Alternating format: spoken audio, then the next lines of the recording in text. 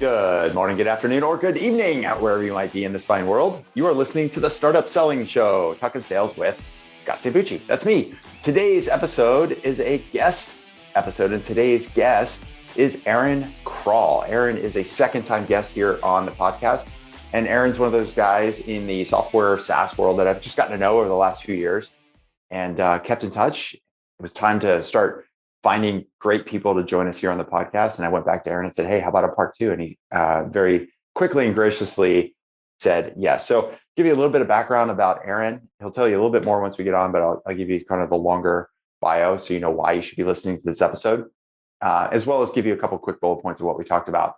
So Aaron runs SaaS Growth Hacks, which is the largest SaaS community in the world with over 28,000 members. He lives in Salt Lake City with his wife, Natalie, his son, Arlo, and his dog, Penny.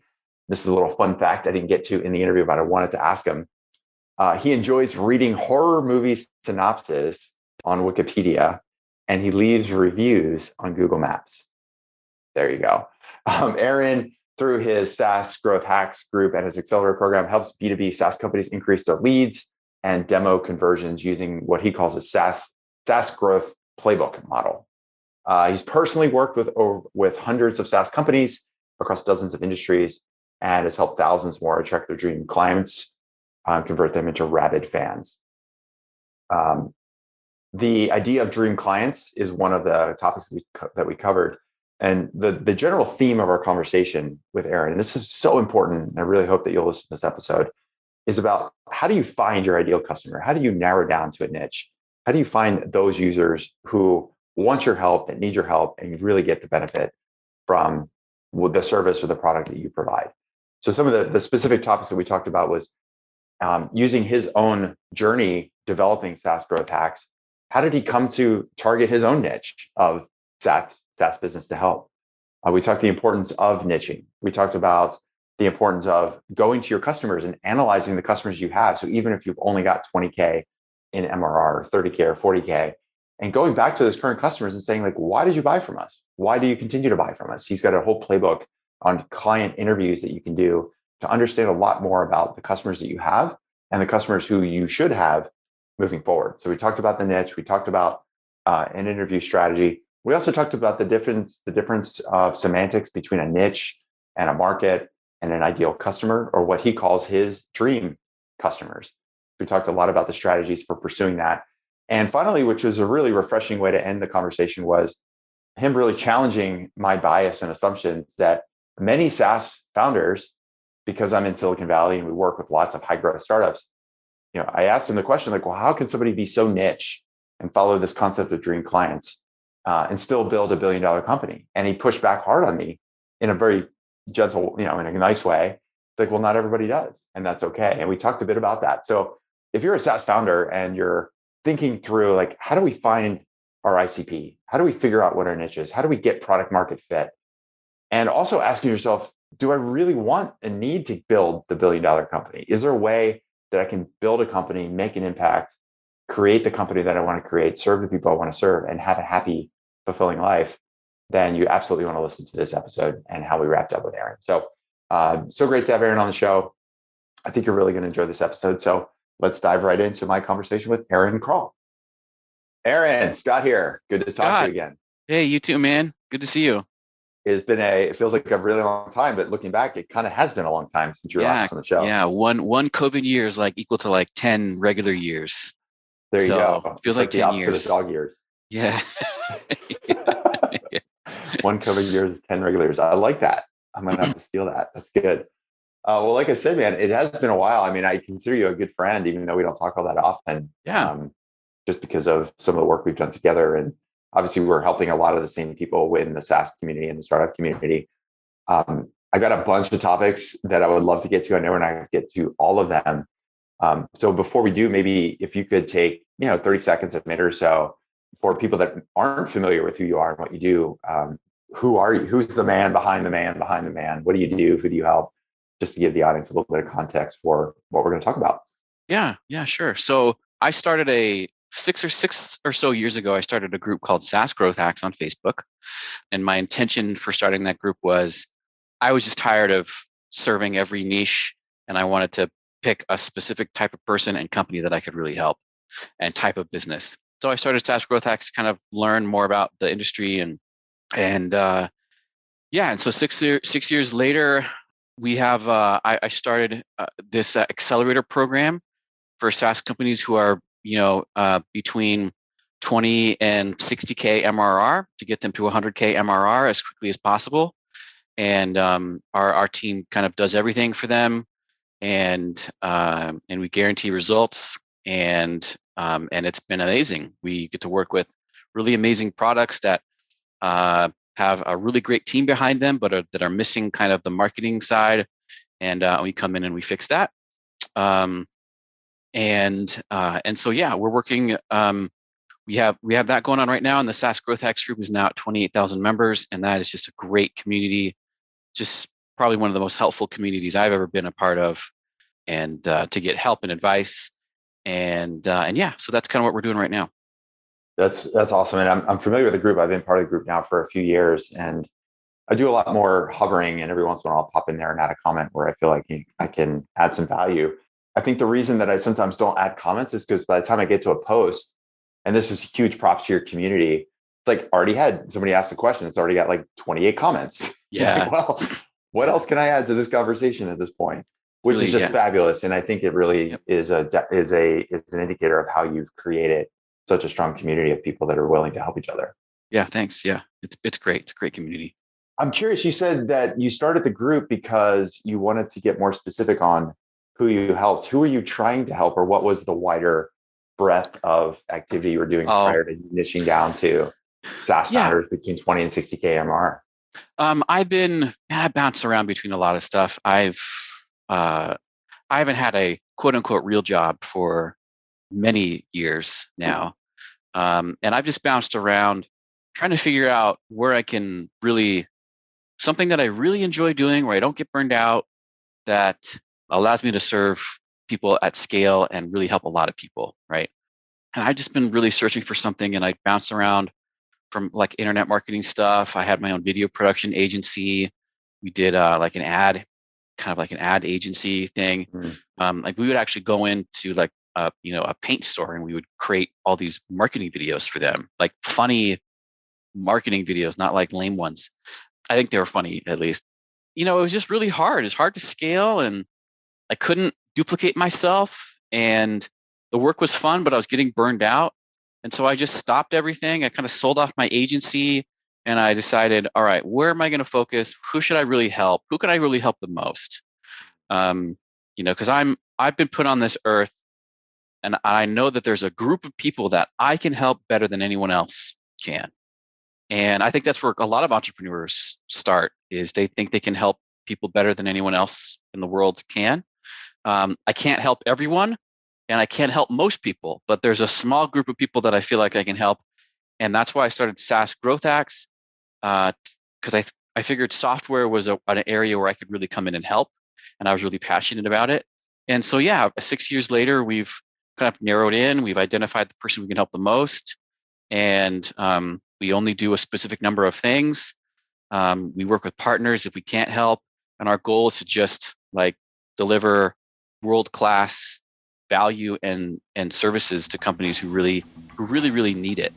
All right, folks, we are off and running in my conversation with Aaron Krall. Listen, a lot of what we're talking about here with Aaron is helping out SaaS founders. Well, guess what? That's something we do too here at Sales Qualia. And one of the best ways to get help from us every single day at Sales Qualia is to join one of our upcoming live sessions. So every single month, sometimes multiple times per month, I am running either a live training, a live workshop, a masterclass of some kind. The easiest way to go and learn about these live events where you can sign up, get yourself registered, and get a seat in one of these free classes is to go to salesqualia.com, salesqualia.com. Right there on the homepage, there's a button that says live events. It'll show you all the upcoming masterclasses, webinars, workshops, everything that we're going to be doing over the next couple months. You can just pick one or all of those that you want to join. As soon as you join, the team and I will get you your registration. We'll make sure you've got your seat. We'll send you the worksheets that we're going to use, and even send you a couple of quick help guides even before we get into that live class. So I found that one of the things I absolutely enjoy doing, whether it's online or in person, is getting groups of startup founders hungry for knowledge, hungry to learn, hungry to grow, and teaching them how to build repeatable scalable sales processes. And as much as we can do this podcast and we can do blog posts and I can do LinkedIn posts, running these live events, running these webinars and masterclasses and live sessions has really been a fulfilling way for me to deliver on that promise to help startups grow. So I hope you'll join us in one of these live events. I think you'll really enjoy it. Not just working with me and some of the coaches in our program that come in and guest speak, but also working with the other founders just like you that are learning and growing and scaling at the same time. It's a lot of fun having these sessions. They're highly educational, and most importantly, they're very tactical, because once you walk out of each and every session, you're going to have a really clear plan of how you can implement what you've learned and put that to work, put that to action for your startup right away. So head over to salesqualia.com/live.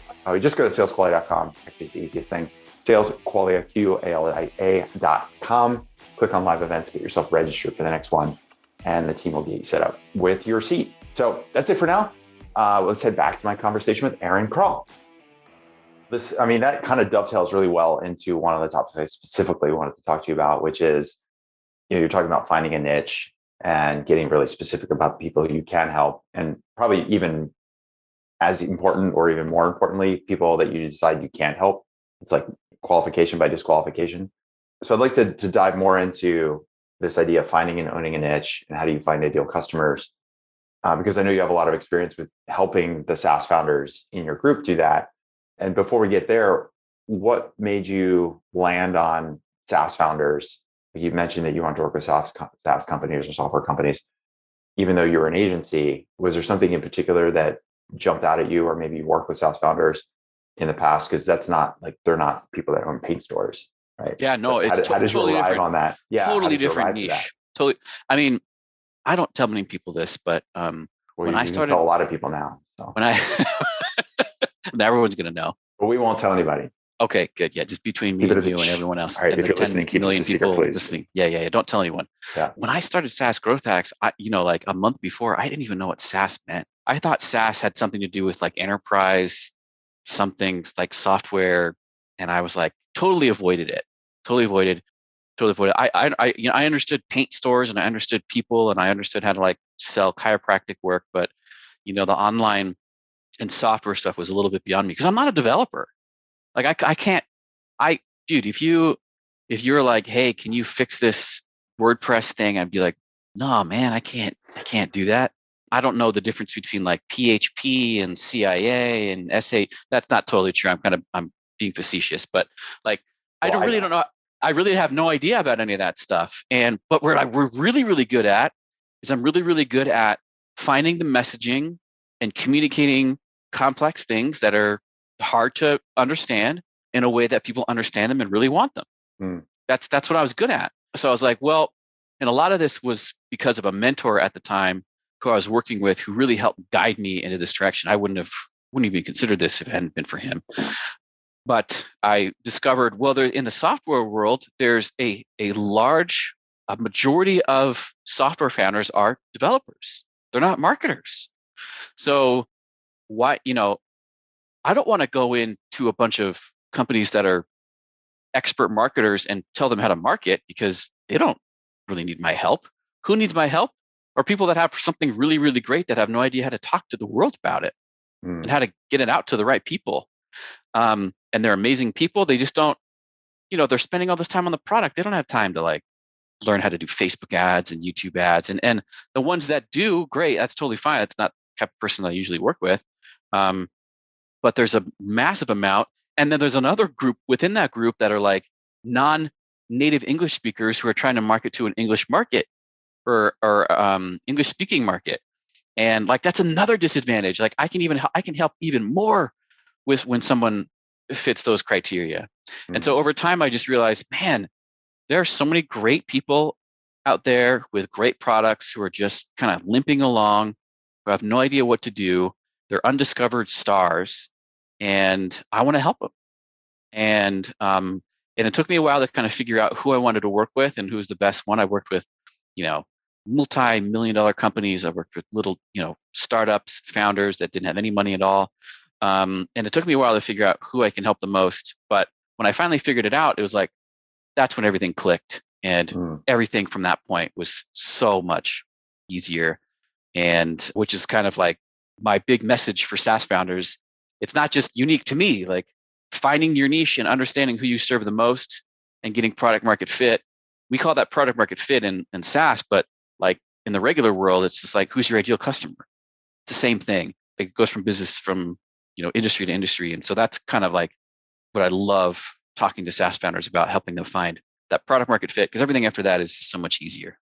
Yeah, I mean, you're talking about your own journey, but I think as I'm listening, I'm thinking about like any founder, an entrepreneur, they've got to find that niche, and they don't Yeah. necessarily have to have expertise in that field, but they need to have expertise in how they can help somebody in that field. Yeah. So in your case, you brought the marketing chops and the experience and a creative way to think about promoting a company, and then slowly started marrying that to, well, who are the people that need this the most that you can help? And then even this idea of like non-native English speakers, because on the surface, somebody listening to that might go, well, it seems like pretty nichey, but it's actually probably like 75% of the startups that It's are in Silicon huge. It's a Valley, huge amount. It's a right? I huge mean, it's amount. enormous Yeah. money. I mean, and you could go Yeah. even more niche where you're like, oh, we're going to help, people who are Indian or Yeah. Chinese or, even, Nordic startups, Yeah. or English. Poland is a huge startup community. Yeah. Israel's got a huge startup community. There's so many, like, within your market. If you look at it like a pie, I was thinking about this last night. It's like like a pizza dough. If you ever made pizza, you like put it into a dough. Many, many times during the pandemic. Probably too much. Yeah. Me too. But we try to like market to this big pizza dough ball, and there's just so many different like things going on there. But you could easily just like take a piece off and create your own little market that's not being served. Mm. And you can take a small piece or a big piece, and it takes some experimentation, and you got to talk to people. But once you have that little piece of your own pizza dough, you can make your own pizza that no one else will have. Like you can eat the whole thing by yourself. There's no one there to steal your slices, and it's like a really exciting thing. And what most people don't realize is that the downsides of picking a market and niching down way outweigh the downsides of going after everyone in the larger market. So let's talk about that a little bit, and we can either use your personal journey, or you can think about startups that you've helped, founders you've helped through your programs and accelerators. Like I know this in our coaching program, a lot of times we take on new clients, and like total addressable market is in the hundreds of billions or trillions, Yep. right? Yep. We want to sell to everyone, and you can't. I don't know if it's Phil Graham or Bill Gurley or David Packard. There's different sources to this quote, which is like startups rarely die of starvation; they die of indigestion. And so this idea of like niching down, but it feels scary. It's totally scary. And so how do you, scary. If somebody's listening to this and they're at 20K, 30K, 40K MRR, oftentimes the reason they're not able to grow is because they're trying to sell to too many types of customers. Yep. What is like a specific strategy or a framework, or how would you communicate to somebody who's in that world where they're like, no, I've got some customers and I could sell to a whole lot more, and feeling like niching seems like the opposite of what I should be doing. I should go to market to sell to everyone. How do you teach your folks in your accelerator program how to think through that and get over that fear of FOMO in a lot of ways? Yeah. So it's very common. And at this point, I still struggle with this. When I'm writing copy or writing something for my own stuff, I think, I can't be too limited. I gotta appeal to the right people.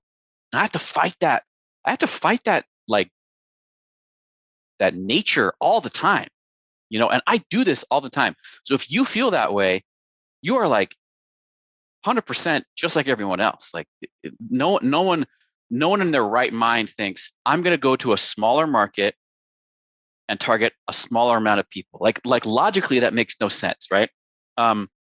So oftentimes what we'll do is, first of all, when a company's at like 40K, 20 to 40, 60K MRR, they're usually in a spot where they brought on a lot of different types of customers. They're solving a lot of problems they don't know that they're solving. There's customers that are using their product in ways they didn't know that they were using it. And they're just like, either they have SEO or some kind of organic medium channel for growth they have no control over. And all they know is they they continue to grow kind of like bit by bit, and people use the product, but they don't really know why and how.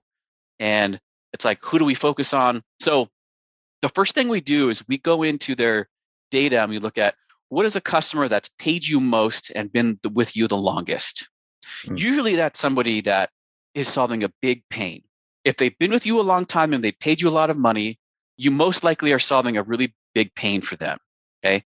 And that's the first place we start. If we look at that company and we find multiple people in that situation, we get them on Zoom and we talk to them and we ask them, like, why aren't you using another product?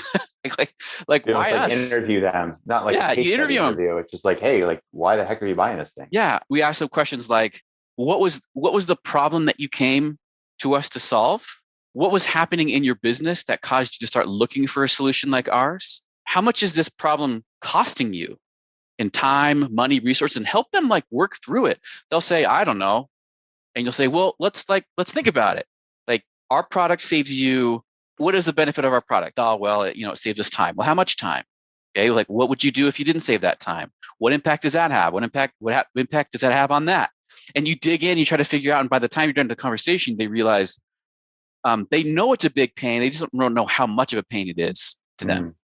And then you get to the point where you're like, okay, so we've qualified this out. Like, you're wasting, 30 hours a month, and the contractors you're paying to do this are $100 an hour. That's like $3,000 an hour, $3,000 a month you're spending, just on wasted time. And then here's a really good example. We're working with a client right now, provides localization services, and they thought their ideal client was X. And what we did is we went in and we did this exercise with them, and we talked to all of their clients that he thought was their ideal client.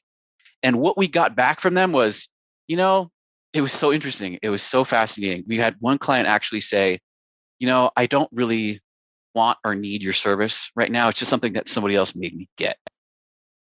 And then somebody else said, like, well, I asked the question, like, how will you know that this has been successful? I mean, how will you know if you're going to stick around? And they're going to say, well, there's so many things out of our hand right now that we have no idea if we're going to continue using the product or not, because so many other things have to fit in line for us to be able to have success.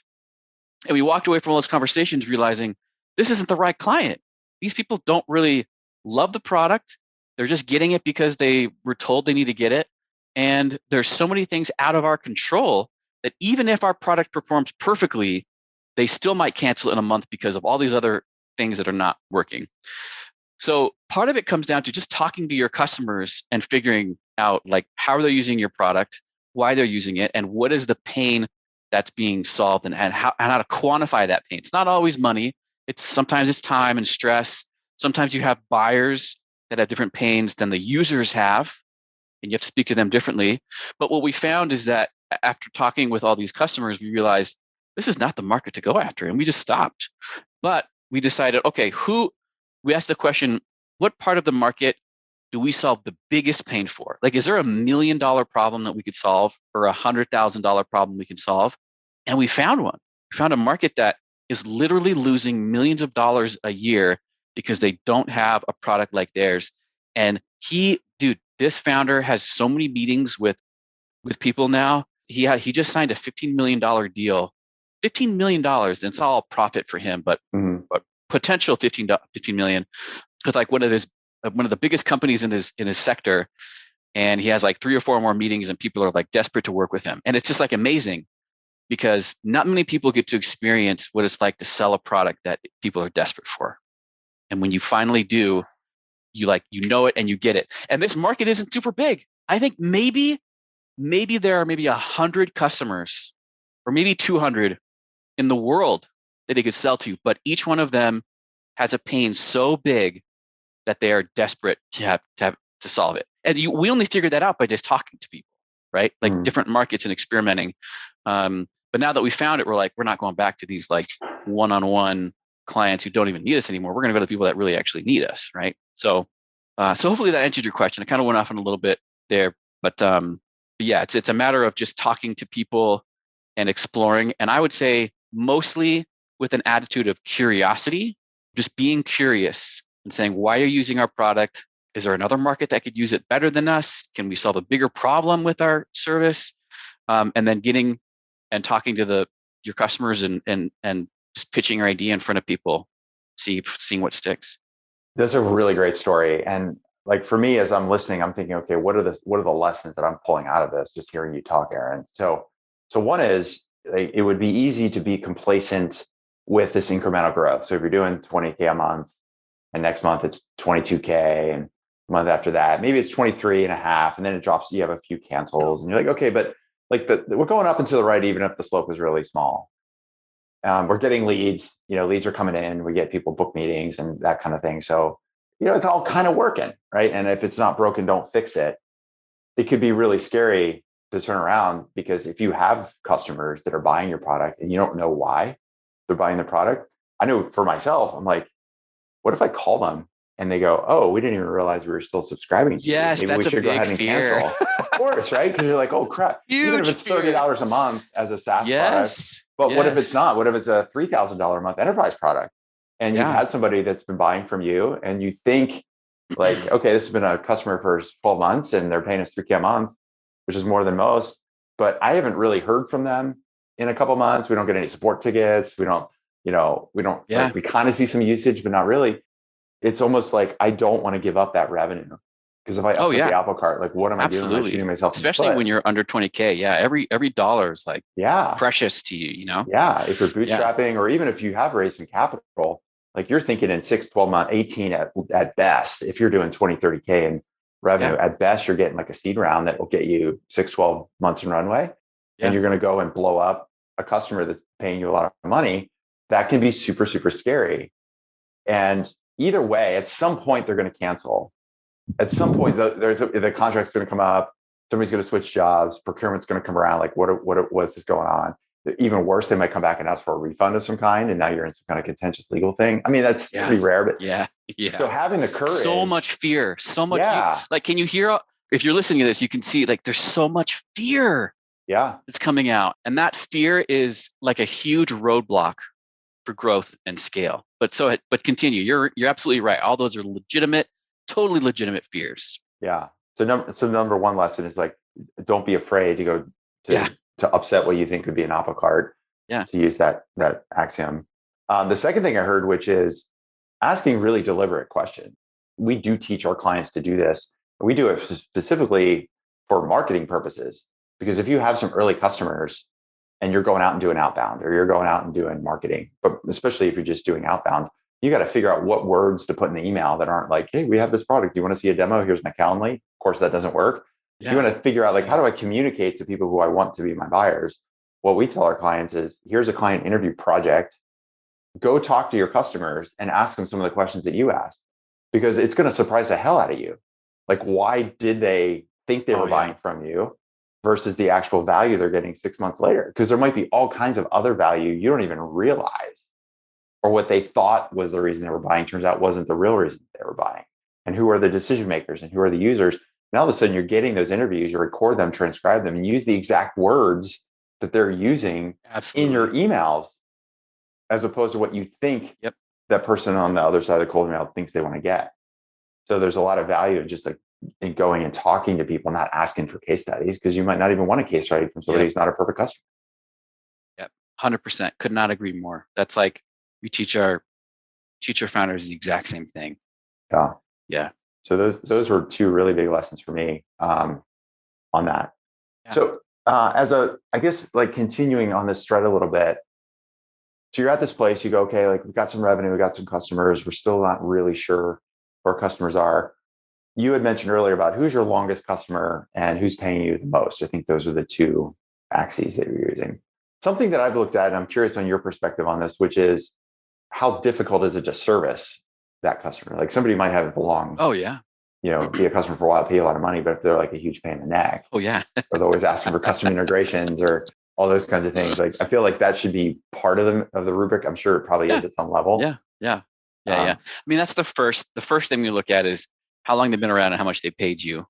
And then we ask other questions like, do you like working with them? All that kind of stuff. But you're right. And some people, I mean, there are founders out there who would rather have 10 million $3 users than $30 million a year users. Yeah. I mean, it's the same amount of revenue, but you're dealing with much less. It really comes down to like, what kind of business do you want to build that fits your personality? That's for you, right? And no one else can tell you this. You have to experiment with this for yourself. I've talked to founders who are like, I hate custom work. I just want to sit down. I want people to sign up. I don't want to have to deal with them. I don't have to do anything custom. Like, I just don't want to have to deal with that. And there are others who are like, wow, we just realized we solved a $100,000 problem. I'm going to hire whoever I need to like get this. Even though I don't want to do it necessarily, I can hire somebody to do it. Right. So it's all about building the kind of business that you really want so that you can like have a business that you really enjoy working with. Part of that is making sure you work with clients that you really love working with. Yeah. And the people on the other side, like the actual humans. Because we've talked about this idea of like narrowing down to a niche. And one of the ways to do that is getting feedback from users.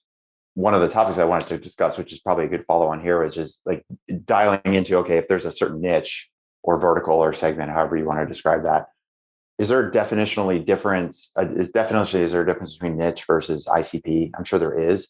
Like, how do you think or describe the difference between this is our target niche versus this is our ideal customer in that niche? Because I think sometimes people might confuse the two. Like, oh, our ICP are all, banks with 50 to $500 million in assets or something, right? Or billion in assets. How do you talk about ideal customer versus finding and owning a niche? Well, so there's a lot of semantics here, and and there's really no standard terminology for all this kind of stuff. But the way that I look at it is you have a target market. What is a market? A market is like where you go to buy stuff. It's like you go to the market, right? I go, back in the olden days when, you had to go to the market to get like every day to get your stuff, like that's where the people are hanging out. That's where they're spending their time. The farmer's market, for instance, right? If I'm going to go sell my goods, I'm not going to go to some deserted island, and so I'm going to go to where the market is. So the market is where your people are hanging out. The niche is the type of person you serve in that market. Or we call it a dream customer profile. That's what we call it. Because I think as founders, we deserve to work with dream customers. The people that we just love talking to, that we would have over for dinner, that we don't have to hide from when we see them at the grocery store and like duck behind the Cheerios. The phone's ringing. Hope they don't see me. Oh, crap, pull your hat down. Like you want to be with your dream customer. So we call it a dream customer profile, and they exist within a certain market.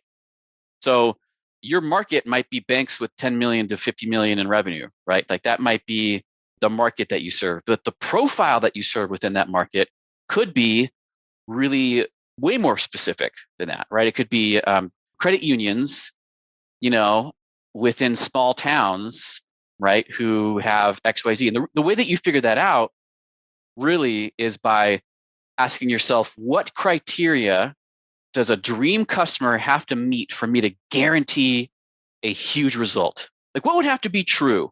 What would have to be true for me to say, you know what, dude, I can 99% guarantee you a result. 99%. In fact, you don't even have to pay me until I get you the result. If you're that confident that you can solve a problem like that for a specific market, then you've narrowed that in. You have a really good dream customer profile, assuming there's somebody you want to work with, right? So the market is banking, and then there's the niche that you want to serve, and the sub-market could be like a group of people that really demand a certain type of thing, right? So it could be within the banking market, there's a market, a sub-niche or sub-market where they really, really need top level security, right? That's a market segment. It's a segment of the market. The person that you want to work with in that market is your dream customer profile. There could be somebody who really needs massive security or high level security, but they're just jerks to work with, or they live in a country that you can't really help them. So that's not really your ideal customer. They have the pain that you solve, but they're not your dream customer. Your dream customer is somebody like a credit union that has a board of directors, that lives locally or whatever, like you identify what those criteria need to be. And then by that time, what you're trying to do is solve a problem that no one is solving. solve it in a different way or better way than everyone else is solving it. And if you can do that, your market, you separate your market, and then within that market, you pick your dream customer profile, and then you just go after them. So my skepticism, there's a reason I'm asking. Like, if I'm listening to this and I'm listening to you talk, Aaron, I'm like, okay, that sounds great. I'd love to have dream customers that are the kind of people I want to hang out with, and they have really specific needs around security, and they're credit unions, and they're in small towns.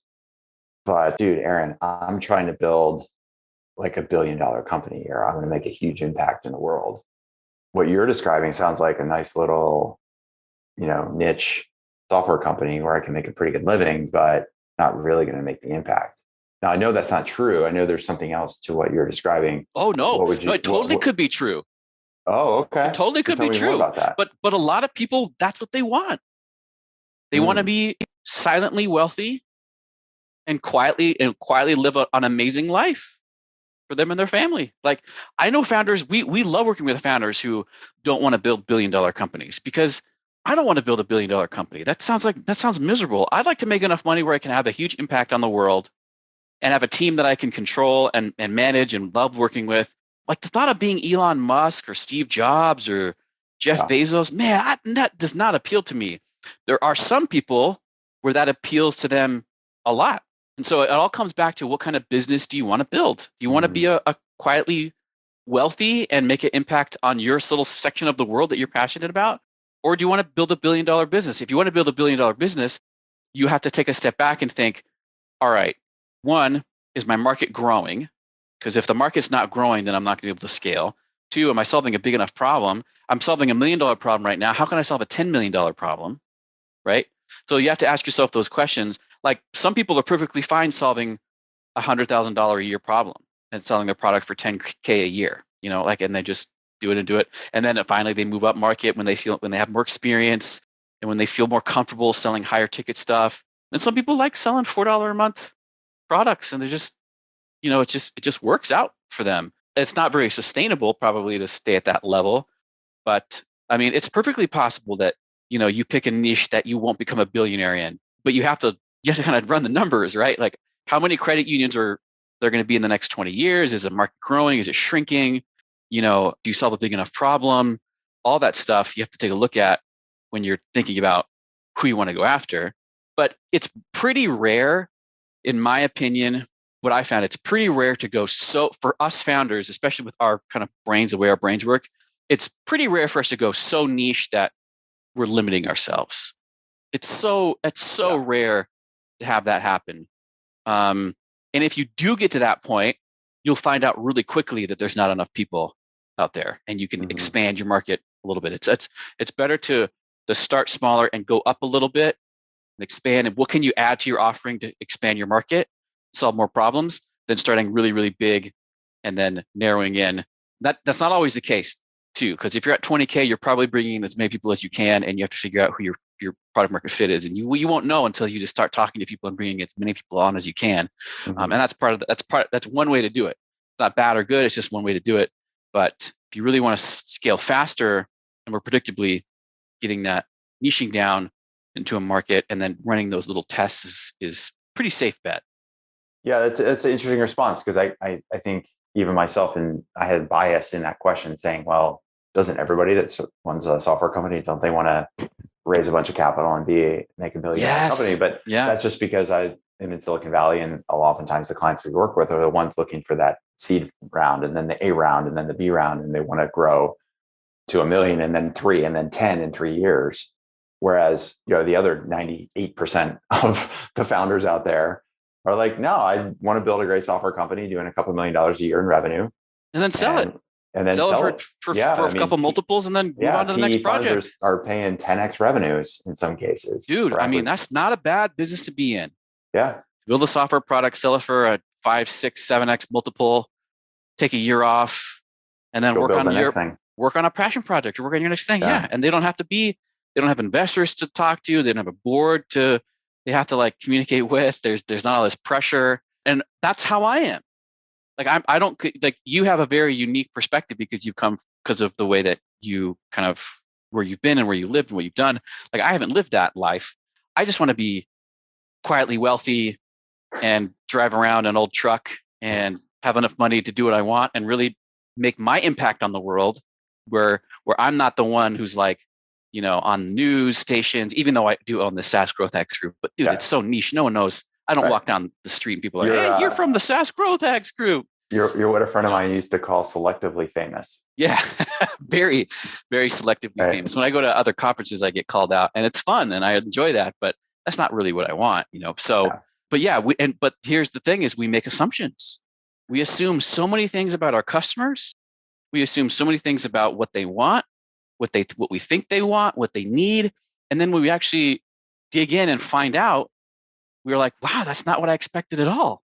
I had no idea. Like they were thinking that. So those assumptions can be really, really dangerous and lead us down so many different paths. The number one suggestion I have is get rid of your assumptions and just put on your curiosity hat. Don't make any assumptions, just be curious. Why haven't you canceled yet? Yeah. Like that's like a kind of a scary question to ask, but I'm just curious. I just want to know, and they'll tell you. And you can get so much more out of being curious than you can making assumptions. Well, there's so much more I'd love to talk to you about. I think that's a good place to stop for now. Maybe we can this is now part 2, but maybe at some point we can do part 3 and not have to wait 2.5 years to do it. So, well, look, you talked about the SaaS Growth Hacks group, and like I said, I'm a part of that. It's 28,000 strong and getting stronger. Yep. So if people want to learn more about your accelerator program, SaaS Growth Hacks, where can they get in touch with you? Where should they go? Yeah, I got a pretty sweet little funnel set up on the SaaS Growth Hacks group. So if you just join SaaS Growth Hacks, answer the questions honestly, and you genuinely want to talk to me or are curious about, or don't want to talk to me, either way, just go to the SaaS Growth Hacks group, join it, SaaS Growth Hacks at Facebook, or you can go to my website. It's saasaccelerator.io. Tons of stuff there you can check out, and I'd love to talk to you. Okay. And the title of the group is SaaS Growth Hacks. SaaS Growth Hacks. And the handle is SaaS Growth Hacking. Yes, correct. SaaS Growth Hacks was not available at the time. Yeah. So, but if you just search SaaS Growth Hacks, I know you'll find it, or just search for Aaron Krall. Yeah. That's cool. And so is there just to leave a last open forum for you, is there any other causes or anything else you want to give a shout out to? It could be people, it could be a charity, it could be a movement, it could be nothing. It's like, hey, I'm good. Yeah. I think right now there are so many female founders that are underrepresented and that kind of pushed to the sidelines. We love working with women founders. I don't know what it is. I've attracted a lot of women founders. It's probably not my looks or my voice or anything like that. It's just another group of founders that don't really ever get the help that they need and are undervalued. And I've worked with some really brilliant female founders. And so if you're a female founder, join SaaS Growth Hacks. There's a lot of really good other female founders in the group. And also, I'd love to chat with you and help you if you need it. If I can help, I can. If I can, I'll help you find someone who can. But I think that's going to continue to grow, and there's a lot of potential there that I'd like to help tap into. So, yeah, I really appreciate that you mentioned women in tech, and even just general diversity. I know there's a lot of underrepresented groups across the board. Blacks in tech in particular are way underrepresented. Yep. I mean, a lot of folks look at, there's lots of folks with Indian heritage or Chinese heritage or Latin heritage, but at the end of the day, like there's not a lot of Blacks, and also women often don't have voice. Yeah. So one of the things I love about your community is that it like I said, like I see finally something shows up on my notifications. By the time I get to it, there's been like 28 comments. I know. And people are just so giving in that group. Yeah. And some of the posts, like, I'm like, wow, this person clearly spent more than thumbing out a response while they're waiting for their coffee to show up. I mean, people have spent like maybe minutes or even longer typing a thoughtful response. They genuinely wanted to help people out. Oh yeah. And you don't even, there's so many comments, you don't even get to see who those people are all the time. And I know I've seen women and I've seen minorities, and it's just, underrepresented groups. I think it's really cool. And I remember it wasn't too long ago where you announced you got to 20,000 members. I think that was like a year ago. Yeah. I have emails that I've written that I was looking at, said, Like, hey, we're throwing a celebration for hitting the 5,000 member mark. Yeah. And I remember thinking, wow, that's unbelievable. 5,000 Yeah, now you're at people. 28, and I'm sure it's like it's like, accelerating. it's like faster, unbelievable. Like, right? It's lost track. It's really really cool. It's a really cool group. Yeah, and again, a cool industry, SaaS in general. A lot of really cool people in SaaS, helpful people too. Yeah. Well, speaking for the community, I'm glad that you chose to help this niche of people. It's good to know you as a person, as a professional. I've always considered you just like one really good dude out there that's doing wonderful things, helping people out. Appreciate your style and the way you approach things. And if there's anything I can do to help with you or your group or any of those founders, please let me know. I'm happy to contribute any way I can. Totally. And we'll be sure to spread the word about this episode as soon as it's up and running. Right, we'll let you know. Let me know, and I'll put it in the group. Yeah, it'd be good. Yeah. All right. Well, I'll let you run. Thanks you again, Scott, for your time. It's really good to see you, Aaron. Absolutely. See ya. All right, folks, that's a wrap. Thank you so much for listening to the show here, the Startup Selling Show, Talking Sales with Scott Sambucci. Something that would really help us out is if you've made it this far into the podcast, it tells me you're really digging the content. So if this is the first time you've listened to an episode, or maybe you've listened to a few here and there and you're not yet subscribed, definitely encourage you to click that subscribe button right now. We've got lots more guests, just like Aaron, lined up for the next coming months and throughout the rest of the next year. We're already booking guests out several months ahead. So excited to be putting more energy into this podcast to deliver great tactical content to you every single day. So make sure you subscribe if you haven't. If you are a subscriber, tell a friend or 10. Viral continues to be the very best way for podcasts to grow. Every time we release an episode and we see the downloads go up, the subscribers go up, oftentimes it's because of people just like you. So if you're listening to this and you've liked this episode or you've been loving the show, just send a note, send a text to a friend, say, hey, check out the show, listen to an episode or two. I think you're really going to like it. That will help our show grow and it'll help us reach more people just like you. And finally, again, if you're digging the content, head over to Apple Podcasts or wherever you're listening to the show, leave a review, let other folks know what you like about the show, and let us know if there's a certain guest or a certain topic you'd love us to cover so that we can make sure to fill that gap that you're feeling that we haven't yet filled. So, all right, folks, that's it for now. I'm going to sign off. This is Scott Sambucci, host of the Startup Selling Show, Talking Sales with Scott Sambucci, and we'll see you in the next episode. Talk soon.